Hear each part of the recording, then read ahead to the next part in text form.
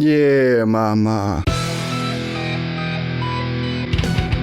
Hello, 안녕하세요. I'm Shandorage. Welcome to Cinemarea, where we only talk about South Korean movies and dramas.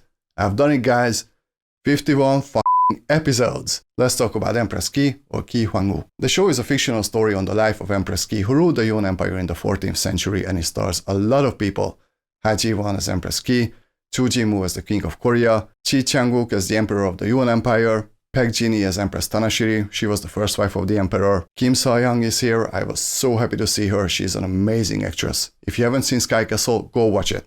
It's worth watching for her performance alone. Jin Kuk-hwan as Temur or Yan Chal, he basically rules the Joseon Empire despite there being an emperor. Jin Yi-han, Kim Young-woo, it's impossible to name everybody. It's 51 episodes. So like I mentioned, the show is set in the 14th century when Korea was still called Korea before the Joseon period. We follow the life of Empress Ki from her childhood when she was dragged from Korea to the Joseon Empire along with her mother and other Korea women. They are to be concubines, but they all die with the exception of the future empress. Then the show jumps forward to her early adulthood when she is disguising herself as a man and actually leads a group of people. She meets the King of Korea, who grows pretty fond of her. She meets Chang-wook's character, who's not even a crown prince yet. He's basically a refugee in Korea. The Joseon Empire is actually hunting him down, and Seung-young, that's Empress Ki's name, is designated to keep him safe. What follows is an incredibly complex story with a lot of twists and turns, and it's impossible to accurately describe in a review, but I try my best to talk about it, without spoilers.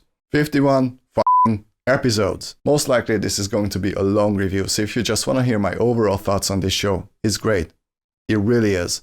Imagine a 51 episode show that gets better and better. The stakes are getting higher and higher, the characters and the acting is absolutely fantastic. If you like to invest your time in a show where a show actually rewards your attention, go for this.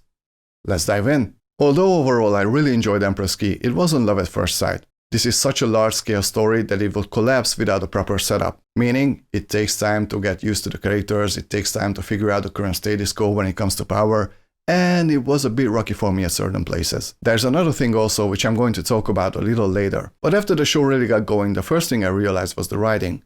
The show only has 2 writers, which is just unbelievable considering the scale and the scope of the story. Somehow the writers were able not only to make the show consistently good, they were able to make it better and better. The characters are all so distinct and rich, and we are able to see each and every person's point of view, regardless of being a villain or not. You can even understand the villains here, why they are doing the things they are doing, and honestly, if you try to put yourself into their shoes, you'd probably do the same thing as them, with the exception of some really nasty things. But that's not all. Apparently the writers understand human nature very well.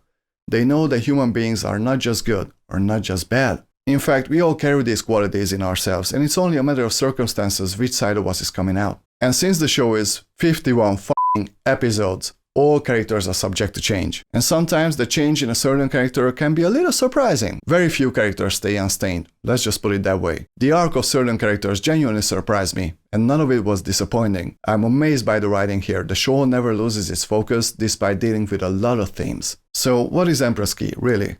Well, it's a lot of things. Humor and drama, fights and political talks, power struggles, a constantly changing status quo, actual stakes, heartbreaking moments, beautiful moments, a possible love triangle, Ji-won being gorgeous for 51 episodes. It's everything and more. It's a drama in every sense of the word, and it's really engaging. Okay, let's talk a little bit about the acting here. Unfortunately, I can't talk about everybody, so I will just say this.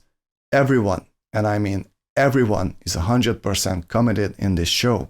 Seriously, not a weakling to be found here. The acting in this show is beyond belief. Empress Ki would never work without these actors. After a while, I just sat back and enjoyed these wonderful performances. When a show is written well, there's obviously more room for a character to be fleshed out, to give it more nuance, to embody it, and these actors just ran with it. Obviously, the main focus is on Ji-won here, and holy shit, this woman. I saw her in a few movies, mostly pretty average ones, so I'm really glad that she's able to shine here. Shine is actually not a good word. Let's say that she is brighter than 1,000 suns. Not only she is a badass fighter, as it later turns out she is also pretty smart. Not only she is really strong, but she's also pretty fragile. And no matter how badass she gets, she never loses her femininity. Korean movies and dramas really know how to write actually strong female characters, which is something Hollywood really can do nowadays. And the great thing about her character is that she also goes to a lot of places you wouldn't expect her to go.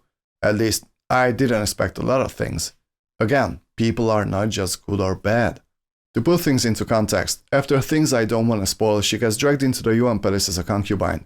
The Emperor finds it out, along with her being a woman, because nobody knows that. And since she is favored by the Emperor, she starts walking up the ranks in the palace. And as it turns out, she is a great politician, but she's also freaking merciless and highly manipulative. Some of her actions actually were pretty questionable for me, but I applauded the show for that. They treat her as an actual human being with all her strengths and all her flaws. And Ha Ji-won's performance? 1000 out of 10. Joo Jin-mo as the King of Korea was one of my absolute favorites. He truly was a very noble man, and one who wasn't an actual person. Yep, he was fictional. He had incredible charisma, and even though he loses a lot of things during the course of the show, he never loses his integrity. And his look was great too. He started off long-haired and clean-shaven, but later he grows a goatee, and he looked so much cooler than that. Just saying. You know. Chang-wook was also an incredible force here, despite me hating his character for a long time. He portrayed someone who was weak, powerless, pathetic, whiny, mommy's little boy, all that stuff. But later his character also covers a lot of ground. And again, no one is just good or bad. One thing that was consistent with him was his obsession with Seo-hyung. And he's not alone. I mean, who wouldn't fall in love with Ha Ji-won? God, I wish I could speak about everybody. Jang Kuk-hwan as Yeon Chol, a truly power-hungry man, the ruler of Yuan. Baek Jin-hee as Tanashiri, his daughter, Kim Seo-hyung. You love to hate them. Incredible actors. One last actor I'd like to mention is Jin Yi-han as Tal, who's a relative of a high-ranking official Bayan, or Pagan, as he's called in the show, played by Kim Young-go brilliantly. And the reason I'm mentioning Tal is because for a long time I did not understand his relevance in this show. He was always beside Kim Young-go, and he really didn't do much, and just when I started to question his relevance, he started to come forward, and he kind of became my favorite character in the show. He's a great strategist, he's a very, very smart man, and he wants to do the right thing. Great character, great performance. Now, like I mentioned, the story has a pretty big setup. It takes time before the story settles in the UN Palace. After that, every episode gets better and better. And then episode 22 is a huge turning point. After that, the whole feel of the show becomes different. Somehow, everything's become a lot more serious, a lot more dangerous, and a lot more entertaining. And now you might be thinking to yourself, fuck, episode 22, what about before? The show is already good. Don't worry, it's just that so much is happening in that episode. It's so emotionally heavy that after that you can't help but watch the next episode. And the next.